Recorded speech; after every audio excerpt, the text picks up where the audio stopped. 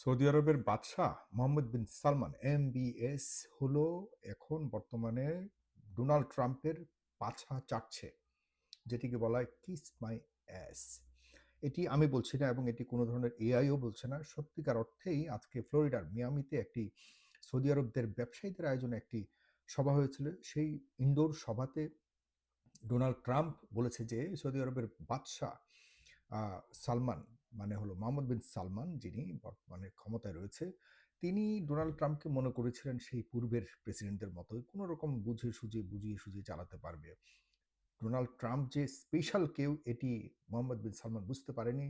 এখন এই ইরানের বিরুদ্ধে হামলা করে, এর আগের কোনো প্রেসিডেন্ট হামলা করেনি, ট্রাম্প হামলা করে বুঝিয়ে দিয়েছে যে আগের কোনো প্রেসিডেন্টের মতো ট্রাম্পকে বুঝলে ভুল করবে। সুতরাং আগে যেমন ট্রিলিয়ন ট্রিলিয়ন ডলার দিত, আগের প্রেসিডেন্টদেরকে কোনো রকম বুঝিয়ে সুঝিয়ে কোনো রকম চালাতো, সেটি আর হবে না। এখন থেকে যেভাবে ট্রাম্প বলবে, যত ট্রিলিয়ন ডলার বলবে তত ট্রিলিয়ন ডলার দিতে হবে।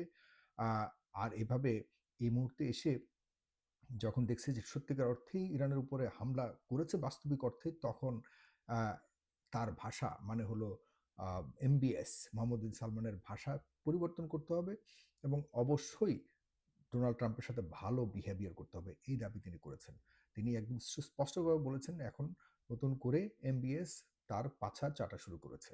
এটি তিনি আজকে ব্যবসায়ীদের অনুষ্ঠানে বলেছে। কতটা নির্লজ্জতার সাথে এই ধরনের কথাগুলি বলতে পারে ডোনাল্ড ট্রাম্প? তো ঠিকই বলবেই, তো ঠিকই, কারণ হলো সে তো দেখছে যে তার দেশ চলে হলো আপনার পাশ্চাত্যের, আই মিন মধ্যপ্রাচ্যের মধ্যপ্রাচ্যের তেলের টাকা দিয়ে।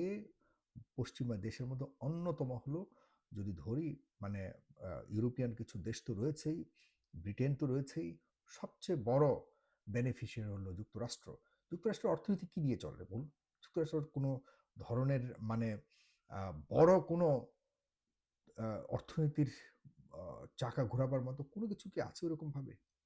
আছে কিছু কিছু বিষয়, সেগুলিকে এতটাও বিশ্বের উন্নত এবং বিশ্বের সর্বশ্রেষ্ঠ ধনী হবার মতো তেমন কোনো কিছু নাই, যে যা কিছু আছে।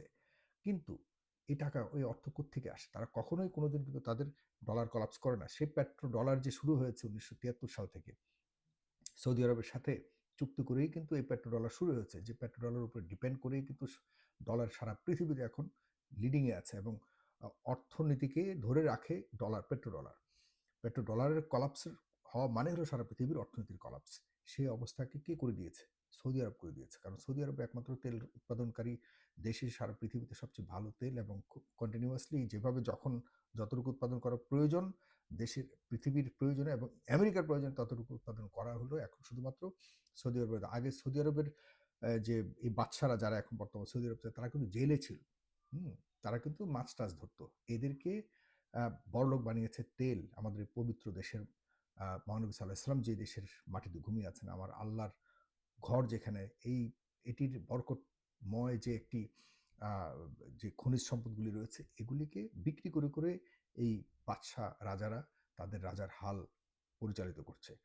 বলুন, এই ধরনের কথা যদি বলে ট্রাম্প, যে সৌদি আরবের মতো পবিত্র দেশের বাদশাহ তার পাছা চাটা শুরু করেছে, চাটতেই হবে, কারণ তাকে প্রশংসা না করার আর কোনো সুযোগ নেই। এই ধরনের মন্তব্য যখন করে, তখন কি আর কোনোভাবে আমাদের আল্লাহর ঘরের দেশের বাদশাহ, আহ, আমরা কি বলতে পারি যে একটা একটা কি বলা যায়, অন্য ধর্মের দেশের প্রধান এই ধরনের কথা বলতে পারে? আমি ধর্মকে বারবার এখানে টানছি এই কারণে, কারণ কিছু কিছু মানুষ আছে যে ধর্মীয় ভিত্তিতে বাদশাকে দেখতে চায়। এখানে গণতন্ত্র তন্ত্র কোনো কিছুর তোয়াক্কা না করে, কোনো মানুষের তন্ত্র এখানে তোয়াক্কা না করে, শুধু বাদশারা যা করবে সেটাই সঠিক, এবং বাদশারা যদি পশ্চিমাদের পা চাটে এটাকেও সঠিক মনে করে, এই দেশ, এই মানুষগুলির দৃষ্টিতে পরিবর্তন আনা উচিত। আমাদের এখানে অবশ্যই ধর্মীয় অনুভূতির আলোকে যারা ধর্মীয় এই স্থানগুলোকে, আমাদের যে পবিত্র স্থানগুলিকে যারা ধর্মীয় আলোকে পরিচালিত করতে পারবে, সেই ধরনের শাসকের এখানে আসা প্রয়োজন। আমি মোহাম্মদ বিন সালমান যদি ভালোভাবে চালাতো আমার কোনো আপত্তি নেই, ব্যক্তিগতভাবে তাদের সাথে তো আমাদের কোনো সমস্যা নেই, কোনো শত্রুতা নেই। কিন্তু সমস্যাটা হলো ওইখানে যে তাদের আচরণের কারণে আমাদের পবিত্র দেশ নিয়ে মানুষ কথা বলার সুযোগ পাচ্ছে, আমাদের পবিত্র ভূমি নিয়ে আমরা শঙ্কায় আছি, পবিত্র স্থাপনাগুলিকে যে কোনো মুহূর্তে টার্গেটে পরিণত করতে পারে ষড়যন্ত্র অংশ হিসেবে। এটি কিন্তু মাথা থেকে ঝাড়লে হবে না, কারণ চতুর্দিকে যেসব ধরনের ফলস ফ্ল্যাগ বলে যেটাকে, যে ধরুন বিভিন্ন গুরুত্বপূর্ণ স্থাপনা হামলা করে ইরানের উপরে বা অন্যান্য দেশের উপরে দায় চাপিয়ে মধ্যপ্রাচ্যকে যে উত্তাপ করবার জন্য ষড়যন্ত্র চলছে, এটিকে কোনোভাবেই ভুলে গেলে চলবে না। সুতরাং আমাদের সবাইকে সচেতন এবং সাবধান থাকতে হবে। আরেকটা কথা বলে রাখি, আপনার মনে থাকবার কথা, অক্টোবর ২০১৮ তখন কিন্তু আ সৌদি আরবের একজন প্রথিতযশা সাংবাদিক জামাল খাশোগজির কে গুপ্ত হত্যা করেছিল। আপনাদের মনে থাকবার কথা, খুব অনেক আলোড়ন তৈরি হয়েছে সারা বিশ্বব্যাপী। জামাল খাশোগজি কিন্তু এই সৌদি আরবের গণতন্ত্রের কথা বলতেন, সৌদি আরবের বাদশাদের বিভিন্ন ধরনের স্বেচ্ছাচারিতার কথা লিখতেন। তিনি একজন ডিসিডেন্ট ছিলেন, তিনি একজন সাংবাদিক ছিলেন, তিনি একজন ফিল্ম মেকার ছিলেন। মানে একজন আধুনিক মনা মানুষ ছিলেন। তিনি এই সৌদি আরবের বংশোদ্ভূত মানুষ হওয়া সত্ত্বেও সৌদি আরবে থাকতে পারেনি। এরপর তিনি আমেরিকাতে গেছেন। আমেরিকাতে বহুদিন তিনি বসবাস করেছেন। এরপর তিনি টার্কিতে তার যে জাতীয় আ আ বা বা জাতীয়তা রয়েছে, সেই সৌদি এম্বাসির মাধ্যমে তার জাতীয় পরিচয়পত্র যতটুকু মনে পড়ে, আমার খেয়াল নেই। তবে এই ধরনের কিছু ইম্পোর্টেন্ট কাগজপত্র সংশোধন করবার জন্য সে টার্কিতে এসেছিল। ইস্তাম্বুলের যে সৌদি এম্বাসি সেখানে এসেছিল।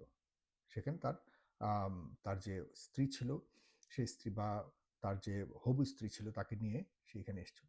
দেখুন কতটা পরিকল্পনা করে তৎকালীন সময়, মানে কোনোভাবে এটির পেছনে কিন্তু সম্পূর্ণ এফবিআই ছিল, যুক্তরাষ্ট্র প্রশাসন ছিল। যুক্তরাষ্ট্র প্রশাসন তাকে খুব মানে পরিকল্পনা করেই যুক্তরাষ্ট্রের মাটিতে এই ধরনের ঘটনা না ঘটিয়ে যুক্তরাষ্ট্রের বাহিরে তাকে এই কাগজপত্র ঠিক করবার জন্য ইস্তাম্বুলের মাটিকে ঠিক করেছে। এই পরিকল্পনার মাধ্যম হিসেবে, অংশ হিসেবে যুক্তরাষ্ট্র তাকে এখানে ইস্তাম্বুলে এনেছে এবং ঠিক ১০ মিনিটের মধ্যে, ঠিক ১০ মিনিটের মধ্যে এমবিএস এর লোকজন বিশেষ বিমানে করে এসে, যারা জল্লাদ ছিল, যারা খুনি ছিল, তারা এসে ইস্তাম্বুলের সৌদি এম্বাসির ভিতরে জামাল খাশোগজিকে সেখানে ধরে মাত্র ১০ মিনিটে তাকে টুকরো, টুকরো করে কিমা বানিয়ে সেখানেই তাকে প্যাকেট-ট্যাকেট করে আবারও সেই একই বিমানে ঠিক ০.৫ ঘন্টা ১ ঘন্টার মধ্যে অপারেশন শেষ করে চলে গেছে। মোহাম্মদ বিন সালমানের লোকজনকে করেছে। যার দরুন সারা বিশ্ব আলোড়ন তৈরি হয়েছিল, সারা বিশ্ব কাঁপানো শুরু হয়েছে। কিন্তু কি হবে? যেখানে যুক্তরাষ্ট্র আর সৌদি আরবের পরিকল্পনার অংশ হিসেবে যদি এটা হয়, কিছুই হবে না, এটা আমরা সবাই জানি। এরপর মানবতাবাদী যে সংগঠনগুলি রয়েছে তারা অনেক কথা বলেছে, ব্লা, ব্লা, ব্লা অনেকদিন চলেছে। কিন্তু কি হলো? শেষ পর্যন্ত হলো যে ট্রাম্প তৎকালীন সময়ে প্রেসিডেন্ট ছিল, যদি ভুল না করি। এই ট্রাম্প এটিকে সমাধান করবে বলে দেখা যাচ্ছে যে সৌদি আরবের কাছ থেকে বিলিয়ন, বিলিয়ন ডলার নিয়েছে। মানে সৌদি কোনো দোষ করলে সারা পৃথিবী যখন সৌদি আরবের উপরে হামলে পড়ে তখন যুক্তরাষ্ট্র বাঁচাতে আসে, "টাকা দাও, তোমাকে বাঁচাবো। টাকা দাও, তোমাকে বাঁচাবো।" এই হলো সৌদি আরবের উপরে শোষণের একমাত্র ডলার, মানে সৌদি আরব থেকে শোষণ ছাড়া কিচ্ছু করে না। বিশ্বাস করুন, সৌদি আরব আর এই মধ্যপ্রাচ্যের দেশগুলি, তাদের কি কাজ? তারা দেখুন আমাদের এই দেশের মানুষগুলি গেলে মিসকিনের মতো ব্যবহার করে। কোনো রকম এই ৫-৭,০০০, ১০,০০০, ১৫,০০০ টাকা বেতন দিয়ে আমাদের দেশের মানুষগুলো, গরিব মানুষ মিসকিন বলে তাদেরকে তাও লোয়ার লেভেলের কাজগুলি করায়। আর বিধর্মীরা ওখানে গিয়ে দেখা যাচ্ছে যে একদম রাজার হালে থাকে। বিধর্মী বিভিন্ন দেশের মানুষ যারা মুসলিম নয়, আমি আমি এভাবে এই দৃষ্টিতেও দেখতে চাই না। যার জন্য যে যোগ্য সেটা দিয়ে সে কাজ করা উচিত এবং সেভাবে তাকে ট্রিট করা উচিত। আমি দেখছি যে এখানে ধর্মীয় বিভিন্ন আ স্থাপনাকে তারা পুঁজি করে ব্যবসা তারা করছে, টাকা ইনকাম করছে এবং সেই টাকাগুলি তারা খরচ করছে বিধর্মীদের পেছনে। সেটাই হলো আপত্তির বিষয়। আজকে ধর্মীয় স্থাপনার পেছনে যেসব আয় ও রোজগার হয়, এগুলো যদি তোমরা মুসলিমদের পেছনে ব্যয় করতে, তাহলে মুসলিম দেশগুলি আজকে অনেক শক্তিশালী থাকতো। মুসলিম দেশে কোনো ধরনের গরিব থাকতো না। তোমরা যদি সেটা করতা তাহলে কোনো আপত্তি ছিল না। আজকে তোমরা নিজেদের বাদশাহীকে ঠিক রাখার জন্য আশপাশের মুসলিম দেশগুলোকে যে করেই হোক মে মেরে তোমাদের পায়ের নিচে রাখতে হবে। এই যে একটা পরিকল্পনা তোমরা করতে গিয়ে আজকে ইরানের উপরে এই হামলার ব্যবস্থা করেছ, তোমরা এটা ঠিক করোনি। ইরানও মুসলিম, তোমাদের মধ্যে অন্যান্য সমস্যা থাকতে পারে। কিন্তু তোমরা ইরানকে মেরে বড় শক্তিকে সরিয়ে তোমরা এখানে নিজেদের বাদশাহী জীবনযাপন কনফার্ম করবার জন্য দীর্ঘ সময় এটি যে করেছ, এটির অ শেষ খুব বেশি ভালো হবে না। আমরা এখনো চাই সৌদি আরব আমাদের সারা পৃথিবীর মুসলিমদের সবগুলো দেশের মুসলিম দেশগুলির নেতৃত্ব দিক। আমরা এখনো চাই ইরান থেকে শুরু করে সবার নেতৃত্ব দিক। যেহেতু এই সৌদি আরব হলো আমাদের ধর্মীয় তীর্থস্থানের দেশ।